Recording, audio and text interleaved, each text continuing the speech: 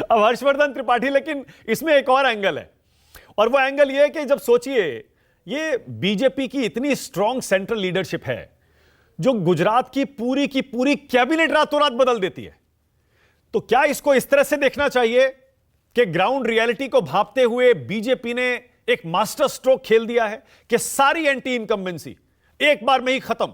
हर्षवर्धन त्रिपाठी। देखिए मानक जी, मैं मास्टर स्ट्रोक जैसी शब्दावली से थोड़ा सा खुद को बचाता हूं, क्योंकि है क्या कि आज भी मास्टर स्ट्रोक, कल भी मास्टर स्ट्रोक, परसों भी, तो रोज रोज मास्टर स्ट्रोक, फिर थोड़ा सा हल्का हो जाता है। अच्छा, लेकिन मोदी शाह वाली बीजेपी ने एक काम तो किया है, और जिसको मैं कहता हूं ना कि अगर आप किसी को चौंका दें तो, और अगर आप खुद तैयार हैं और दूसरे को चौंका दें, तो निश्चित तौर पर आपको एक बढ़त मिलती है। राजनीति में भी होती है, खेल में भी होती है। आप अगर किसी भी तरह की रणनीति में हैं तो जो सरप्राइज वैल्यू होती है वो बड़ी जबरदस्त होती है, और ये मोदी और शाह बड़े अच्छे से करते हैं। अब उसका दूसरा पहलू ये कि भारतीय जनता पार्टी वैसे भी बहुत कैडर आधारित पार्टी है, कोई बहुत दो चार ऐसे विद्रोही छोड़ दें तो भाजपा में केंद्रीय नेतृत्व के फैसले के खिलाफ बड़ा विद्रोह नहीं होता है। कांग्रेस में हो जाता है, दूसरी पार्टियों में होता है, भाजपा में नहीं हो पाता है। उसके पीछे ये कि उनको लगता है कि हमको जो मिला वो हम कोई एंटाइटल्ड नहीं थे, हमारी तरह ढेर सारे वर्कर थे, कार्यकर्ता थे, उसमें हम भी आगे बढ़ गए। अब जैसे जो आज नरेंद्र सिंह तोमर ने कहा कि हम पार्षद लड़े, विधायक लड़े, मंत्री बने, राज्यसभा भेजा, फिर लोकसभा भेजा, और इसी तरह की बात देखिए सब कर रहे हैं।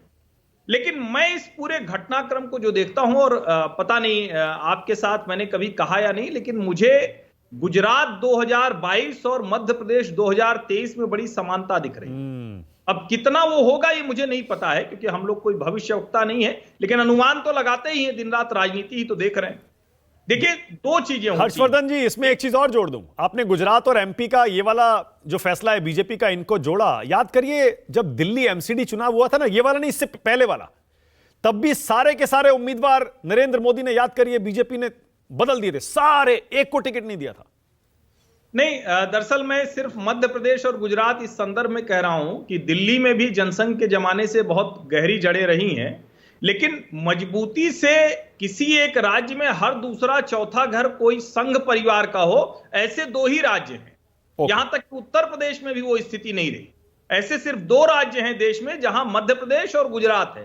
क्योंकि गुजरात दूसरी वजहों से चर्चा में आया और नरेंद्र मोदी जैसी एक शक्तिशाली शख्सियत थी, तो इसलिए गुजरात को हम सबसे पहले कहते हैं कि हिंदुत्व की प्रयोगशाला है। लेकिन दरअसल अगर संघ की प्रयोगशाला वाली शब्दावली इस्तेमाल करें तो सबसे बड़ी जो प्रयोगशाला है वो मध्य प्रदेश है। सबसे ज्यादा संस्थागत निर्णय मध्य प्रदेश में हुए हैं, सबसे ज्यादा संघ के विचार के साथ मध्य प्रदेश चला है। और जिन शिवराज सिंह चौहान को लेकर आज बात हो रही है कि उनको खारिज कर दिया या खत्म कर दिया या निपटाने की तैयारी, जो राजनीतिक बातचीत में करते हैं, मेरा यह मानना है कि शिवराज सिंह चौहान बहुत शानदार नेता हैं। भारतीय जनता पार्टी को मध्य प्रदेश में ऐसा नेता खोजना पड़ेगा, बड़ी मुश्किल से मिलेगा। और वो देश के नेताओं में, देखिए ऐसा नहीं है, देश में अलग अलग राज्यों में भाजपा जब सत्ता में आई तो उसके नेता बड़े ताकतवर हुए, लेकिन संगठन को भी लेकर चलना, एक विनम्र छवि भी बनाकर रखना, कृषि क्षेत्र में 10% से ज्यादा की तरक्की की रफ्तार देश में अकेला राज्य है और बड़ा काम किया है उन्होंने। तो मेरा यह मानना है कि उस सब के बावजूद एक जगह आती है जहां पार्टी को सोचना चाहिए, किसी भी पार्टी को सोचना चाहिए कि भाई इसके बाद कोई नेता हमारे पास है क्या।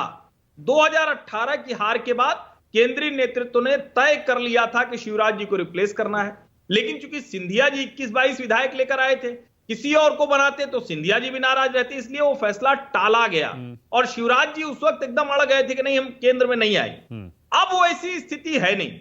और मैं अगर नरेंद्र सिंह तोमर, कैलाश विजयवर्गीय और प्रहलाद पटेल, मेरा यह मानना है कि इन तीनों में अगर आप देखें तो प्रहलाद पटेल ही हैं जिनको नरसिंहपुर की सीट है, उनके भाई की अपनी सीट है, गोटे गांव उनका अपना घर गांव है, जबलपुर विश्वविद्यालय छात्र संघ के अध्यक्ष रहे, पिछड़ों के नेता हैं। और कमाल की बात यह कि वो सबके साथ एक नेता के तौर पर दिखते हैं। उनका जो पूरा बैकग्राउंड है, उमा भारती के साथ रहे, फिर उनसे अलग हुए, फिर दूसरे दल में गए, फिर अपनी पार्टी में एक तरह से कहें कि लौट कर आए, लेकिन भाजपा के मजबूत नेता के तौर पर दिखते हैं। उनको उनके भाई का टिकट काटकर उन्हीं को दे दिया गया है।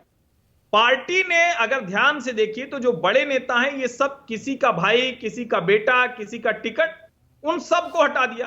और ये ऐसे नेता हैं जो अपने जिले में कहा जाता है कि 2-3 सीट जिताएंगे। अब पार्टी ने कह दिया कि भाई अपनी अपनी सीट जिता कर लाओ, और हर एक को ये उम्मीद हो गई है कि भाई हमारा वाला नेता मुख्यमंत्री बन सकता है।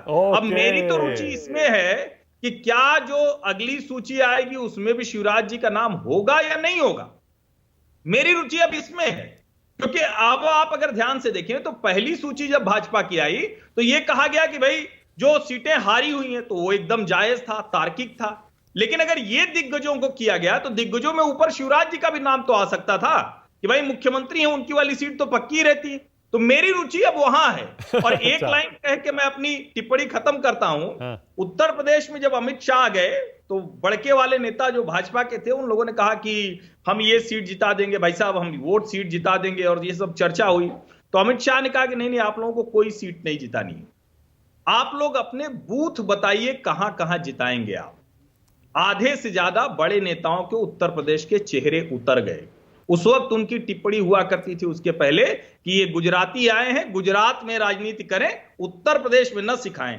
आज अमित शाह सब जगह सिखा के अब मध्य प्रदेश में बैठे हुए हैं। यही फॉर्मूला लागू होने जा रहा है, गुजरात 2022 बराबर मध्य प्रदेश 2023। ओके, मतलब ये डिमोशन नहीं है मंत्रियों का और सांसदों का, क्योंकि आप कह रहे हैं उनका स्टेक बढ़ा दिया इस चुनाव में बीजेपी ने, उनको जमीन पर उतारकर, और उनके फॉलोअर उन्हें अब भावी मुख्यमंत्री के तौर पर देखेंगे, और ये नेता भी पूरी जान लगाएंगे 2-4 सीटें जितवाने में।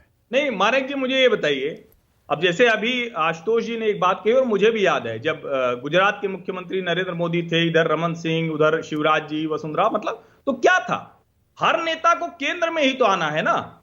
जरूरी नहीं कि वो प्रधानमंत्री बने, प्रधानमंत्री तो एक ही बनेगा, लेकिन नेता तो एक कद के एक बराबर आते हैं, उनके ऊपर नीचे होते हैं। अगर केंद्र में किसी पार्टी से कोई नेता आ रहा है, ढेर सारे ऐसे बड़े बड़े नेता हैं, क्या नरेंद्र सिंह तोमर आज छोटे नेता हैं? नहीं छोटे नेता हैं। प्रहलाद पटेल आज छोटे नेता हैं? नहीं छोटे नेता हैं। ये होता क्या है कि पार्टी की स्कीम ऑफ थिंग्स में आप कहां खड़े होते हैं। मुझे लगता है अब शिवराज जी की भूमिका बदलने का वक्त आ गया है, बहुत स्पष्ट। ओके, आशुतोष कुछ कहना चाह रहे हैं? आशुतोष, डिमोशन की तरह नहीं देख रहे इसे हर्षवर्धन त्रिपाठी? नहीं, निश्चित तौर पर डिमोशन है, इसमें कोई दो राय है ही नहीं। कोई भी मुख्यमंत्री वो केंद्र में नहीं आना चाहता, क्योंकि आप क्या नरेंद्र मोदी जी जब वहां पर थे तो क्या उनको ये ऑफर दिया गया था कि आप केंद्र के अंदर आइए और भारतीय जनता पार्टी के अध्यक्ष बनी? जहां तक मुझे याद पड़ता 2007-2008 की बात होती, वो क्यों नहीं केंद्र में आए?